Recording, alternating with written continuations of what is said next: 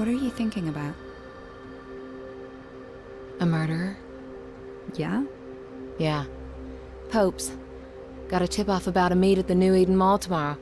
Gonna pay a visit. Shit, Faith. Why are you doing this? It's not your fight. Just, I don't know, lay low. Everything's changed. The city's different now. I keep thinking of my folks. They thought this place was something worth protecting. Mom and Dad were friends with Pope. Organized protests, lobbied the mayor, took me and Kate on marches. But I never really understood why back then. What it meant. Merc said your mom died. She was killed during the downtown riots. Protest marches that went bad. That's rough. After that, we, pretty much fell apart. Dad never forgave himself, and I left home soon after. Guess I never really forgave him either. That's when you met Merc? He caught me, breaking into his place. No kidding. You never said that. He offered to train me. Felt like a good way off the street, so I took it. Not much else going for me. What you're doing now, Faith, is the fastest way to get yourself killed. They got my sister involved, Sel, and I need to clear her name. I owe her that much. I'll survive. That's what we do. Survival is overrated. You need to live a little, too. Hey, you want to come with me tomorrow? Could use the help. Can't. Drake's got me on a job. Says I've been slacking. Look, I've gotta go. It's fine. Someone's bound to start shooting at me soon. Get going.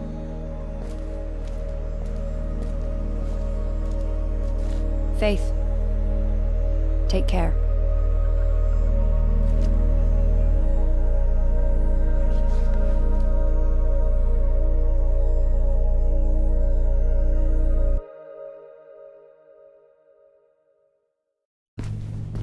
The New Eden Mall should be ahead of you, but watch it. Mayor Callahan's on some kind of campaign drive-about. A few streets away, so there are roadblocks all over the place. Hey there, ladies and gentlemen, and welcome back to Mirror's Edge. My name is Pete, and we have just reached halftime. Chapter 5 of 9 it is, and we are on our way to meet the killer of mayoral candidate Robert Pope, although he doesn't know we're coming yet. Our goal is to reach the New Eden Mall, where Travis Burfield, Roburn's former head of security and now also dead, was supposed to meet the assassin. Should be a way up onto the overpass in section 3 and 4. At the same time, we are also on the run from the cops, and the city block is on lockdown because of an appearance by the current mayor Callahan, so it looks like we have to take the occasional detour. Being a textbook runner, we of course escape street level as soon as we can. Flyers are humming. More blues on the way. Which draws some fire from the police, but leaves us a lot more secure than we would have been on the ground. Get down track 4 to the next access stairway. Should be an alley close by there. Get you back on the roofs where you belong. Although running onto the tracks with trains coming from both directions cannot really be considered safe now, can it? With the additional joy of a helicopter, let's get out of here. The alley's right there, see it? Take it. Our escape in the form of a red door is close and the skill roll absolutely unnecessary, but for the moment we have shaken off the police. Something that we should know by now won't last too long. Yeah, not too long was probably an overstatement. We can, however, escape into the elevator, where inside we see a short piece of text referring to the protest marches, the so-called November riots, that Faith was talking about in the opening sequence. The protesters, who Robert Pope and also Faith's parents were a part of, are here described as our generation's most glorified terrorists, painting a very negative picture around their political goals and ambitions, and in some kind of way also undermining Robert Pope's campaign for mayor 18 years later.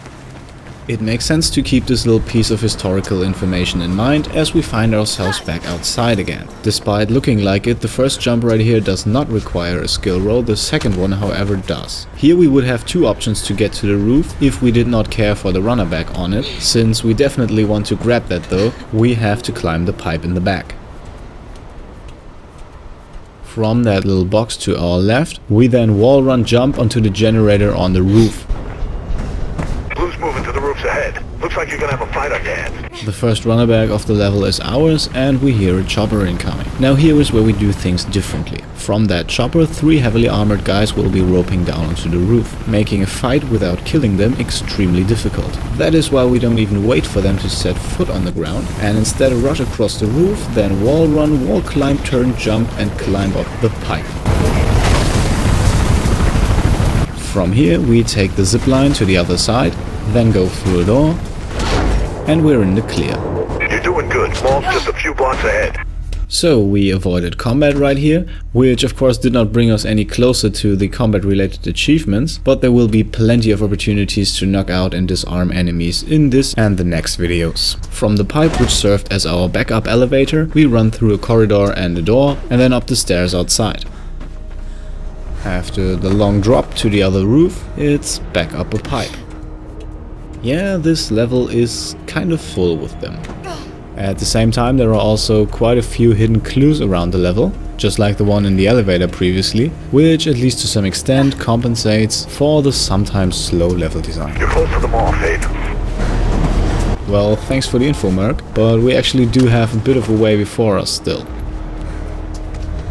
And after a wall run jump and then a wall run turn jump and then another wall run, we are back on a pipe.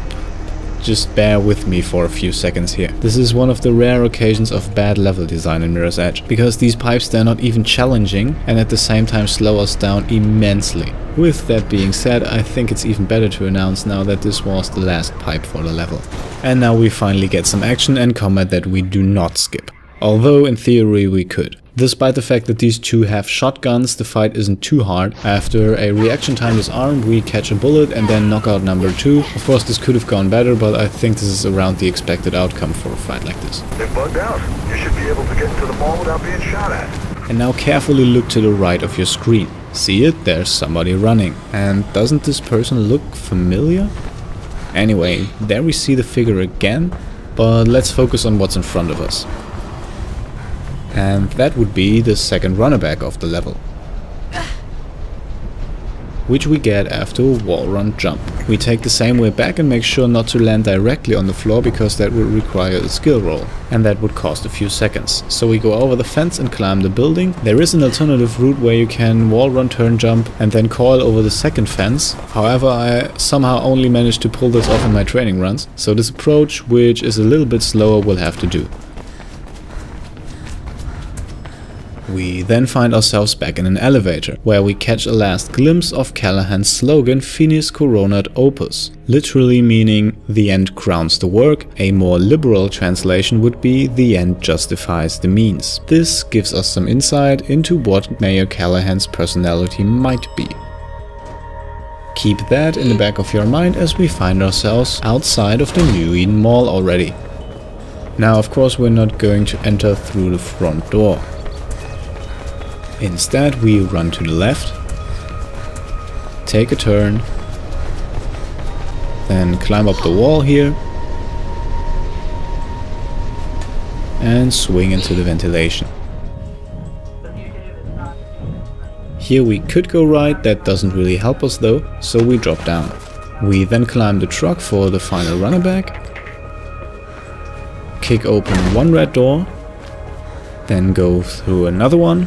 And like that, we are inside the mall where Ropeburn's hired assassin should be as well. Ropeburn was meant to be meeting his little friend in the HVIM, right? Well, it should be just ahead of you. Just ahead of us is also the person we were looking for, who looks kind of familiar from the earlier bit on the rooftops. Damn chatter's gone wild. Get out of there. So it seems we've run straight into a trap. Chasing that person, who we can safely assume is Pope's killer, led us straight into heavy police fire. Shit. Sorry, Faith. Nothing about that on the wires. Climb up towards the upper levels. This, however, leaves us with the following question, and that is, how did Pope's assassin know we were coming? No time to solve that riddle right now. After taking the stairs, we climb up a level higher. Although, not high enough. You gotta get to the roof, Faith. Mall's got some support structures and maintenance areas at the top. There should be a way out up there. Now we are directly under the mall's ceiling. However, we're still not outside, and that is where we need to go. The police fire here cannot really do a lot of damage anymore, as we escape through a side tunnel into the maintenance area. Big rope burn set you up? Good question, Merc. How would he do that? Being dead and all. No, but seriously, the police presence at the mall leaves a lot of question marks at this point. Get higher, Faith. A possible explanation would be that Roburn was simply wired. For now, we can however only work with assumptions. Searching Sector 12. No sign of Roger. Proceed to lockdown area. We have not entirely avoided the danger yet, and these guys have PK on their helmets, so keep that in mind, while we let them go on their business and then turn off the power. This shuts down the fan and allows us to jump down to the lower level without getting hacked to bits and pieces. As you see, there is a cop on the hallway outside and another one right here, Oh shit, they have a goddamn machine gun. which is actually a good thing, because we can get an easy knockout and a disarm, and this guy's gun comes in handy in just a few seconds. We will not be taking on the machine gunner, but instead we aim for higher ground and the tactical retreat. This is where the gun comes into play and allows us to keep moving. We then perform a wall run jump and then swing onto the middle platform, from where we jump across to the other side. The gun is no longer needed at this point, because we're almost done with the level.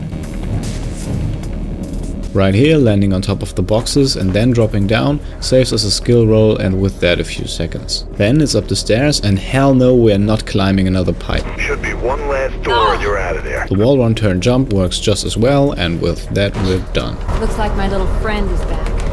Think he's the assassin? I don't know, but I think I know someone who does. Well, who might that be? Find out in Chapter 6. For now I say thanks for watching, and I'll see you next time. Cheers. To watch Chapter 6, simply click the video on screen. If you like what I'm doing, hit the subscribe button and show your support.